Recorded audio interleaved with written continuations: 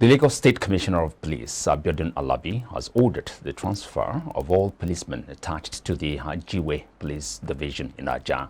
State Police spokesperson Benjamin Hussein disclosed that the divisional police officer at the station had also been changed. Hussein said shanties around the station had been dismantled, adding that similar measures were replicated across divisions in the state. The Northern Youth Vanguard for Development has praised the Armed Forces of Nigeria for their efforts toward peaceful Christmas and New Year celebrations. The group made the commendation in a statement jointly signed by its president Yakubu Dauda and secretary Roslyn Musa in Abuja. According to the group, peaceful Christmas and New Year celebrations across Nigeria showed that the military was determined to keep its promises to ensure peace in the country. The group expressed delight that Nigerians, especially those in the northeast, had peaceful Christmas and New Year celebrations. It urged the people to continue to cooperate with the military through provision of useful information.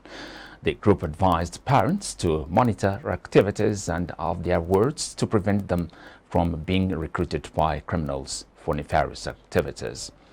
Fleeing gunmen attacked a convoy of a former governor of Imo State, Ikedi Ohakim, and killed 4 of his police orderlies in the process. Ohakim's convoy was tagged at Oriagu in the Ehime Mbano local government area of the state on Monday evening. Ohakim, who escaped by the whiskers, had his backup vehicle bombed, leading to the death of the 4 policemen in his convoy. Report says that Ohakim was with 2 of his children and was returning from a visit when the gunman struck. A source close to the ex-governor disclosed that it took the bravery of the driver of Ohakim for him to escape. The source said His Excellency was the main target, but his driver was smart enough to beat them because they were driving to block him. It was guarded that a reinforcement came from Owerri, the state capital, and escorted him to his house. A non-governmental organization, Action Aid Nigeria, has called on the federal government and Federal Capital Territory Administration to provide amenities for the internally displaced persons camp at Durumi in the FCT. A country director of Action Aid, NAUB, made the call at a news briefing at the Abuja camp in Abuja. The director, who went round the camp to observe the impact of the demolition exercise by the FCTA, described it as unfortunate. She said the demolition was unexpected and had resulted in shock and trauma for the IDPs. Nearly 70% of the IDPs are women, children and elderly persons. They are now suffering from the impact of the demolition. Obi said the various authorities had supported and built infrastructure in the camps, such as a health facility, primary school, a block of toilets and boreholes, among others. The country director further said the camp had over 3,000 individuals from 330 households. She said if the federal government recognized the IDP camp, then it is pertinent to ask what changed their instance, leading to its demolition just a few days before the Christmas. According to Obi, the leadership of the camp, in collaboration with the different security agencies, had helped to checkmate criminal activities within its vicinities. She said her interaction with the IDPs indicated that the demolition took place without any form of notice to the IDP or option of relocation of settlement. According to her, the IDPs cannot currently go back to their various homes, as some of them are still under attack by the insurgents. The presidency has slammed former President Olusegun Obasanjo for describing the 7 years of the President of Muhammadu Buhari administration as horrible and hell on earth for Nigerians.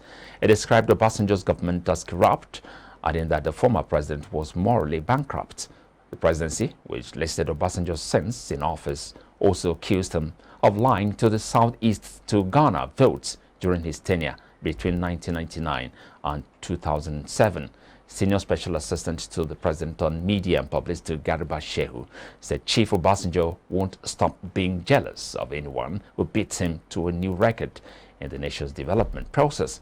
He noted that President Buhari is ahead of Obasanjo in all fields of national development.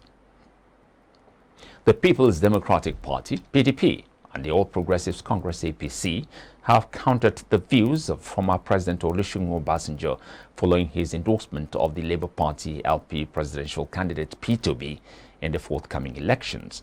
This comes hours after Obasanjo, on New Year's Day, in a 6-page open letter addressed to Nigerian youth in particular, described Obi as his mentee, saying the former Anambra State governor has an edge in the February 25 election.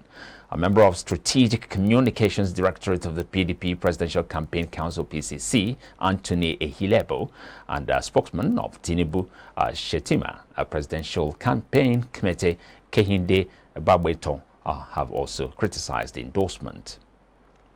The Labour Party has welcomed the endorsement of its presidential candidate P2B by former President Olusegun Obasanjo. Obasanjo, in a 6-page open letter addressed to the Nigerian youth in particular, described Obi as his mentee, saying the former Anambra State governor has an edge in the February 25 election. The chief spokesman, LP Presidential Campaign Council, Yunusa Tanko, said the former president is equipped to know and access virtually everybody has had dealings with. According to Tanko, even at a distance, Obasanjo can easily measure a person's capacity and strength and what they have done over the years.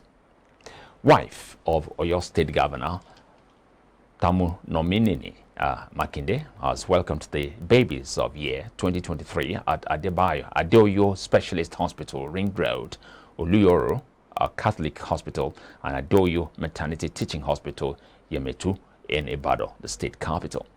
Makinde, who was represented by the Commissioner for Women Affairs and Social Inclusion, Kafilat Omo Labake Olayiwole, presented gift items to the babies during her visits to the hospitals. Gifts included baby essentials, money, and other gifts. The First Lady also visited Oni and Sons Children Hospital, where she donated gifts to the children. The first baby of the year, a girl weighing 3.0 kilograms, born to the family of Mr. and Mrs. Itunu at 02:50 a.m. at Adeoyo Specialist Hospital.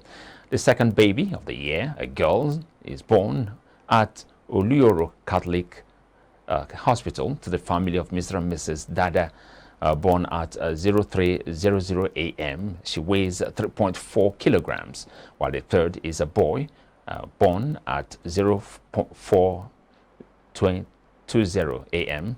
at Adeoyo Maternity Teaching Hospital, Yemetu. The governor's wife also used the occasion to appeal to women and indeed all residents of the state to come out and vote in their numbers for the re-election of her husband, Seyi Makinde, and other candidates as we approach the general elections. She advised those that are yet to collect their PVCs to do so to enable them to exercise their franchise during the forthcoming elections. I give glory to God. I'm very happy.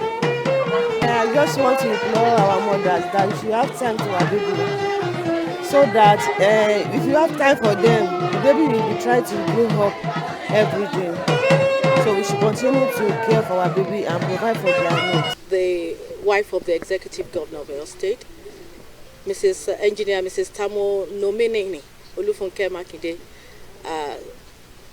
has told us to tell the mothers that it's the dawn of a new year, and that the women should take care of their children. And we are happy that we met all the babies and the mothers in excellent health. And she has sent us with very good gifts, money and other things to give to the babies on the occasion of the new year. Knowing perfectly well that women are the ones who drive the voting process, she continues to tell all of us to continue to tell other women, wherever they may be, that they should also participate, that we should be involved.